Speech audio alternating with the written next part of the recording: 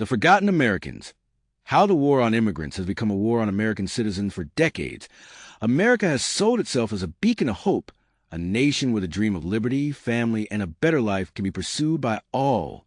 Yet today, that dream is being systematically shattered, not just for immigrants, but for American citizens like me and my children, whose basic constitutional rights are being trampled in the name of political theater, racism, and corporate profit. At what point does holding undocumented immigrants accountable cross the line into violating the rights of American citizens tied to them by marriage, parenthood, and love? When does my right as an American citizen to marry freely, to live peacefully with my spouse, to raise my American-born children in their homeland without fear, outweigh a 20-year-old crime of crossing an invisible line for survival and dignity? My wife, the woman I have been married to for 20 years, committed no violent act, stole nothing, harmed no one. Her crime was crossing a line to see her dying mother and give her a proper burial, a basic act of human decency criminalized by a broken system. My stepson, who was only 3 years old when he came, is now a young adult who still cannot work because he was dragged into this nightmare as a child.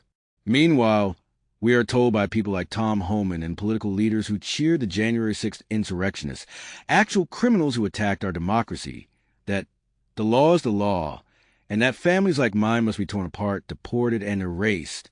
Where were their cries for law and order when real crimes were committed against America? Where is their respect for my constitutional right to marry freely?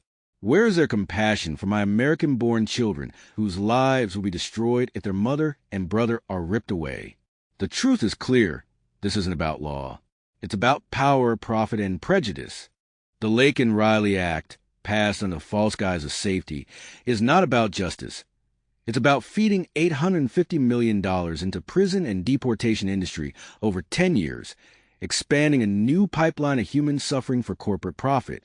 The American Families United Act, which will protect mixed-status families and strengthen America, remains ignored, even though it would generate $1.5 trillion for our economy over a decade and save programs like Social Security that politicians claim are running out of money. The legal path is a rigged game, a cruel illusion.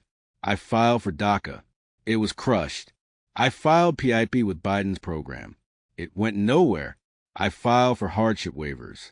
5 years later, still nothing but broken promises, while billionaires like Trump and Musk buy and sell the American dream as a personal luxury. What crime are we truly guilty of? Loving across a border? Building a life? Believing in America's promises? Meanwhile, real criminals, the corrupt, the violent, the powerful, are coddled, pardoned, and celebrated. This war on immigrants is now a war on American citizens, a war on our marriages, our families, our children, our rights. Hashtag, hashtag, hashtag enough. It is time to call this what it is. Systemic racism, class warfare, profit-driven cruelty, a betrayal of America's core principles. If the rights of American citizens like me can be so easily dismissed in the name of accountability, then none of our rights are safe. We demand our government stop destroying American families for profit and politics. We demand real reform.